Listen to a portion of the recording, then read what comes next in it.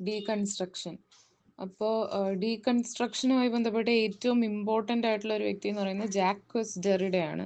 JACQUES Derrida, DERRIDA. അപ്പം Jacques ഡെറിഡനെയാണ് ഒരു deconstruction എന്ന് പറയുന്ന ആ ഒരു കോൺസെപ്റ്റുമായിട്ട് അസോസിയേറ്റ് ചെയ്ത്, ആ ഒരു ടേമുമായിട്ട് ക്ലോസ്ലി അസോസിയേറ്റ് ചെയ്ത് പറയുന്ന ഒരു ഫ്രഞ്ച് ഫിലോസഫറാണ് ജാക്വസ് ഡെറിഡ. അപ്പോൾ ആദ്യം അദ്ദേഹത്തിൻ്റെ ഇമ്പോർട്ടൻറ്റ് വർക്ക്സ് നോക്കുകയാണെങ്കിൽ, ഫസ്റ്റ് 1966 അദ്ദേഹം ഒരു പേപ്പർ പ്രസൻറ്റ് ചെയ്തു. ഈ പേപ്പർ പ്രസൻറ്റേഷനൊക്കെ നമ്മൾ കേട്ടിട്ടില്ലേ? അപ്പോൾ അതുപോലെ അദ്ദേഹം ജോൺ ഹോപ്കിൻസ് എന്ന് പറയുന്ന ഒരു യൂണിവേഴ്സിറ്റിയിൽ ഒരു പേപ്പർ പ്രസൻറ്റ് ചെയ്തു. ആ പേപ്പറിൻ്റെ പേര് ഇതായിരുന്നു: structure, sign and play in the discourse of the human sciences.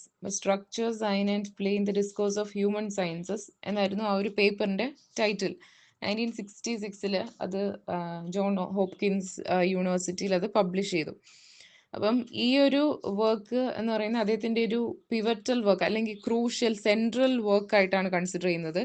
Deconstruction എന്ന് പറയുന്ന ആ ഒരു കോൺസെപ്റ്റിനകത്ത് ഇപ്പം ഈ ക്രിട്ടിക്കൽ തിയറിയിൽ തന്നെ, ലിറ്റററി ക്രിറ്റിസത്തിൽ തന്നെ ഒരു ടേണിംഗ് പോയിന്റ് ആയിട്ട് മാറിയ ഒരു ഇമ്പോർട്ടൻറ്റ് വർക്കാണ് അദ്ദേഹത്തിൻ്റെ ഈ ഒരു paper, structure, sign and play in the discourse of human sciences. പിന്നെ അത് കഴിഞ്ഞ് അദ്ദേഹത്തിന് മറ്റ് ഇമ്പോർട്ടൻറ്റ് വർക്ക്സ് എന്ന് പറയുന്നത് വേറൊരു 3 വർക്ക്സിനെ കുറിച്ചും കൂടെ പറയുന്നുണ്ട്.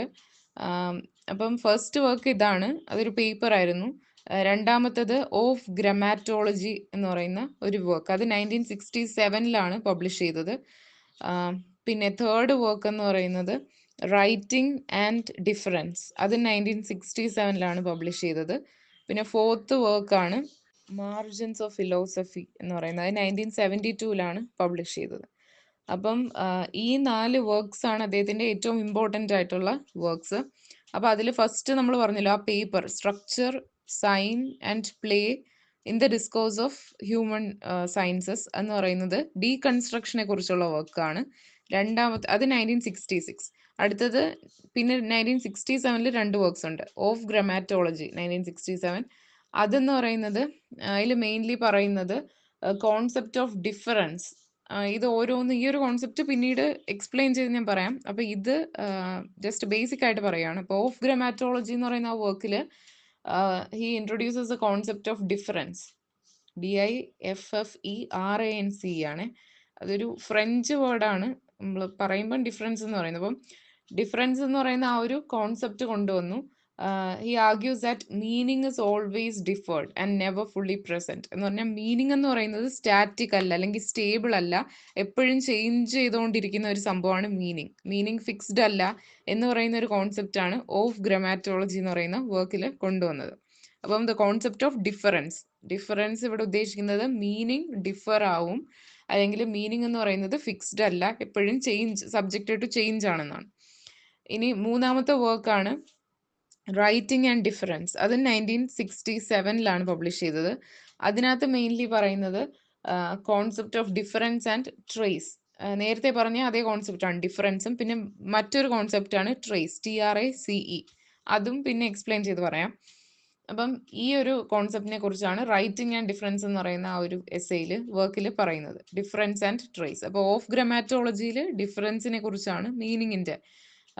പിന്നെ അടുത്തത് റൈറ്റിംഗ് ആൻഡ് ഡിഫറൻസിനെ അതിനകത്തും പറയുന്നത് ഡിഫറൻസിനെയും ട്രേസ് എന്ന് പറയുന്ന കോൺസെപ്റ്റിനെയും കുറിച്ചാണ്.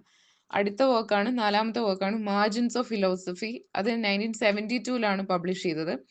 അപ്പോൾ ഈ ടൈറ്റിലിൽ തന്നെ ഉണ്ട്, മാർജിൻസ് ഓഫ് ഫിലോസഫി എന്ന് പറയുമ്പം ഫിലോസഫിയും ലിറ്ററേച്ചറും തമ്മിലുള്ള റിലേഷൻ എക്സ്പ്ലോർ ചെയ്ത് അതിനെക്കുറിച്ചുള്ള ഒരു വർക്കാണ്. പിന്നെ അതുപോലെ he questions the privilege of speech over writing. ഇപ്പം നമുക്കറിയാം, എഴുത്തും ഉണ്ട്, അതുപോലെ സ്പീച്ചും ഉണ്ട്. ഒരു ലാംഗ്വേജ് നമുക്ക് എഴുതുകയും ചെയ്യാൻ പറ്റും, സംസാരിക്കാനും പറ്റും.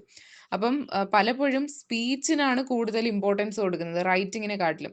കാരണം പല ഭാഷയുണ്ട്, റിട്ടൺ ഫോം ഇല്ലാതെ സ്പീച്ച് ഫോം മാത്രമുള്ള ഭാഷ, അങ്ങനെയൊക്കെയുണ്ട്. അപ്പോൾ അതുകൊണ്ട് തന്നെ പലപ്പോഴും സ്പീച്ചിന് അല്ലെങ്കിൽ സംസാരിക്കുന്നതിന് ഒരു ഭാഷയ്ക്ക് കൂടുതൽ ഇമ്പോർട്ടൻസ്, ആ ഒരു ലാംഗ്വേജിൻ്റെ സ്പീച്ചിന് ഇമ്പോർട്ടൻസ് റൈറ്റിങ്ങിനെ കാട്ടിലും പലപ്പോഴും കൂടുതൽ പ്രിവിലേജ് കൊടുക്കുന്നുണ്ട്. അതിനെ ഇദ്ദേഹം ക്വസ്റ്റ്യൻ ചെയ്യുകയാണ്. സ്പീച്ചിന് അത്രയും ഇമ്പോർട്ടൻസ് റൈറ്റിങ്ങിനെ കാട്ടിലും കൊടുക്കേണ്ടതുണ്ടോ, ആ ഒരു ക്വസ്റ്റ്യനിങ്, അതാണ് മാർജിൻസ് ഓഫ് ഫിലോസഫി എന്ന് പറയുന്ന വർക്കിൽ പറയുന്നത്. അപ്പോൾ ഇതാണ് ജാക്വസ് ഡെറിഡയുടെ 4 വർക്ക്സ്. ഇപ്പോൾ first one structure, sign and play in the discourse of the human sciences 1966 ആണ്. അതിനകത്ത് ഡീകൺസ്ട്രക്ഷനെ കുറിച്ചാണ് പറയുന്നത്. സ്ട്രക്ചർ എന്ന് പറയുന്ന ഇത് വരുന്നുണ്ടല്ലോ, അപ്പോൾ അങ്ങനെ ഓർത്താൽ മതി, ഡീകൺസ്ട്രക്ഷൻ. രണ്ടാമത്തത് ഓഫ് ഗ്രാമാറ്റോളജി 1967, അതിൽ ഡിഫറൻസിനെ കുറിച്ചാണ് പറയുന്നത്, മീനിങ്ങിൻ്റെ ചേഞ്ചസ്. മൂന്നാമത്തതാണ് റൈറ്റിംഗ് ആൻഡ് ഡിഫറൻസ്. അതിൻ്റെ ആ ടൈറ്റിൽ തന്നെ ഉണ്ട് ഡിഫറൻസ് എന്ന് പറയുന്ന കോൺസെപ്റ്റും പിന്നെ ട്രേസ് എന്ന് പറയുന്ന കോൺസെപ്റ്റും. പിന്നെ അടുത്തത് മാർജിൻസ് ഓഫ് ഫിലോസഫി 1972, അതും ആ ടൈറ്റിലുണ്ട്, ഫിലോസഫിയും ലിറ്ററേച്ചറും തമ്മിലുള്ള ഒരു റിലേഷനെ കുറിച്ചും. പിന്നെ he's questioning the privilege of speech over writing. പിന്നെ ഡീകൺസ്ട്രക്ഷനെ കുറിച്ച് ജനറൽ ആയിട്ട് പറയുകയാണെങ്കിൽ ജാക്വസ് ഡെറിഡ എന്ന് പറയുന്ന ഒരു ഫ്രഞ്ച് ഫിലോസഫറുമായിട്ട് ക്ലോസ്ലി അസോസിയേറ്റ് ചെയ്തിട്ടുള്ള ഒരു ടേമാണ് ഡീകൺസ്ട്രക്ഷൻ. എന്താണ് ഡീകൺസ്ട്രക്ഷൻ എന്ന് ചോദിച്ചാൽ, ഇപ്പൊ ഡീകൺസ്ട്രക്ഷൻ ആ വേർഡിന്റെ ലിറ്ററൽ മീനിങ് എന്താണ്? ഇപ്പൊ നമ്മൾ ജനറലി ഇതൊന്നും ക്രിറ്റിസിസം മാറ്റി നിർത്തിയിട്ട് ചിന്തിച്ചാല് കൺസ്ട്രക്ഷൻ എന്ന് പറയുമ്പം എന്തെങ്കിലും പണിയുക, ഉണ്ടാക്കിയെടുക്കുക, അതാണ്. ഡീകൺസ്ട്രക്ഷൻ എന്ന് പറയുമ്പോൾ അത് പൊളിച്ചു കളയുക എന്നുള്ള രീതിയില്ലേ. അപ്പം പലപ്പോഴും ആൾക്കാർ ഒരു ഡിസ്ട്രോയ് ചെയ്യുക, ടു ഡിസ്ട്രോയ്, അങ്ങനെ ഒരു മീനിങ് ആണ് തെറ്റിദ്ധരിക്കപ്പെടുന്നുണ്ട്. പക്ഷെ ഒറിജിനലി ഡീകൺസ്ട്രക്ഷൻ അങ്ങനല്ല.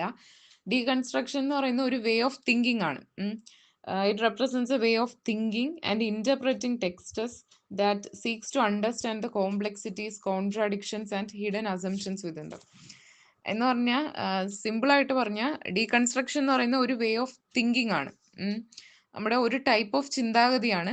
ഒരു ടെക്സ്റ്റ് ബുക്കിനെ എങ്ങനെ നമുക്ക് അനലൈസ് ചെയ്യാം, എങ്ങനെ ഒരു ടെക്സ്റ്റിനെ പഠിക്കാം, ഇന്റർപ്രറ്റ് ചെയ്യാം, അതിന്റെ പിന്നിലുള്ള എന്താണ് കോംപ്ലക്സിറ്റീസിനെ അനലൈസ് ചെയ്ത്, പിന്നെ ഒരു ടെക്സ്റ്റിനകത്ത് തന്നെ പല കോംപ്ലക്സ് ആയിട്ടുള്ള കോൺസെപ്റ്റ് ആണ്.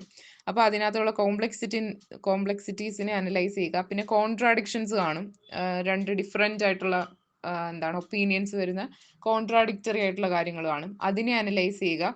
പിന്നെ ടെക്സ്റ്റിൽ തന്നെ ഹിഡൻ ആയിട്ടുള്ള അസംഷൻസ് കാണും. പല കാര്യങ്ങളും ലിറ്ററൽ ആയിട്ട് അങ്ങനെ എന്താണ് ഓപ്പൺ ആയിട്ട് പറയാതെ ഹിഡൻ ആയിട്ടുള്ള പല കാര്യങ്ങളും കാണും. അപ്പം ഇതിനെയെല്ലാം അനലൈസ് ചെയ്യുക, പഠിക്കുക, ആ ഒരു ഇതിനെയാണ് നമ്മൾ ഡീകൺസ്ട്രക്ഷൻ എന്ന് പറയുന്നത്. അപ്പൊ ഡീകൺസ്ട്രക്ഷൻ എന്ന് പറയുന്ന ഒരു വേ ഓഫ് തിങ്കിങ് ആണ്. അതുപോലെ ഇന്റർപ്രറ്റിംഗ് എ ടെക്സ്റ്റ്, എങ്ങനെ ഒരു ടെക്സ്റ്റിനെ ഇന്റർപ്രറ്റ് ചെയ്യാം, പഠിക്കാം എന്നുള്ള ഒരു വേ ഓഫ് തിങ്കിങ് ആണ് ഡീകൺസ്ട്രക്ഷൻ എന്ന് പറയുന്നത്. പിന്നെ അതിനകത്ത് ചെയ്യുന്നതെന്ന് പറയുമ്പോൾ ഒരു ടെക്സ്റ്റിന്റെ പിന്നിലുള്ള എന്താണ് ഒരു ടെക്സ്റ്റിനകത്തുള്ള കോംപ്ലക്സിറ്റീസും കോൺട്രാഡിക്ഷൻസും പിന്നെ ഹിഡൻ ആയിട്ടുള്ള അസംഷൻസും ഇതിനെല്ലാം പഠിക്കുക എന്നുള്ളതാണ് ഡീകൺസ്ട്രക്ഷൻ എന്നുകൊണ്ട് ഉദ്ദേശിക്കുന്നത്.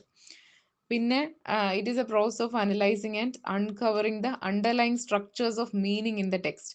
നേരത്തെ പറഞ്ഞല്ലോ ഡീകൺസ്ട്രക്ഷനുമായിട്ട് റിലേറ്റ് ചെയ്തൊരു വേർഡാണ് മീനിങ്.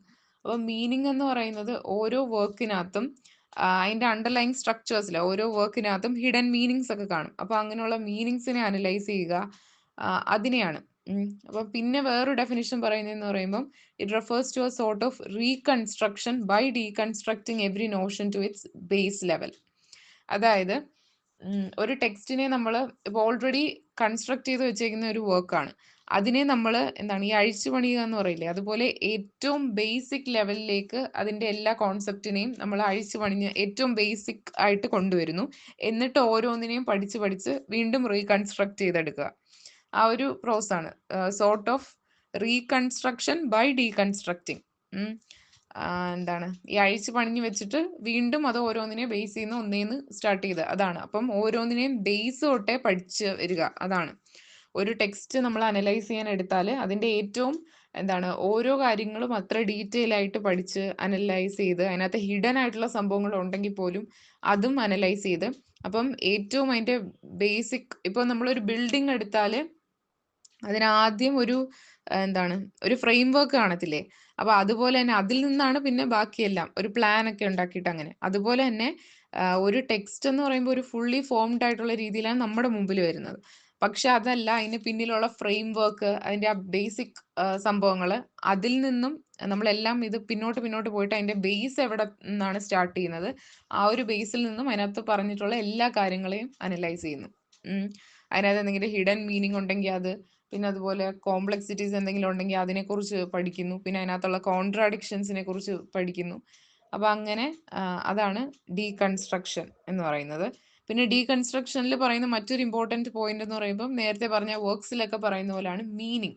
മീനിങ് എന്ന് പറയുന്നത് സ്റ്റേബിൾ അല്ല എന്നാണ് ഡീകൺസ്ട്രക്ഷനിൽ അതിൻ്റെ ഒരു ബേസിക് പോയിന്റ് എന്ന് പറയുന്നത് അതാണ്. മീനിങ് എന്ന് പറയുന്നത് സ്റ്റേബിൾ അല്ല, അത് എപ്പോഴും ഫ്ലൂയിഡ് ആണ്, അല്ലെങ്കിൽ അൺസ്റ്റേബിൾ ആണ്, അല്ലെങ്കിൽ എപ്പോഴും ചേഞ്ചിന് വിധേയമായിട്ടിരിക്കുന്ന സബ്ജക്റ്റ് ടു ചേഞ്ച് ആണ്. മീനിങ് എപ്പോഴും ചേഞ്ച് ചെയ്തുകൊണ്ടിരിക്കാൻ പറ്റുന്ന ഒരു കാര്യമാണ് മീനിങ് എന്ന് പറയുന്നത്, അല്ലാതെ ഫിക്സ്ഡ് അല്ല എന്ന് പറയുന്നത്.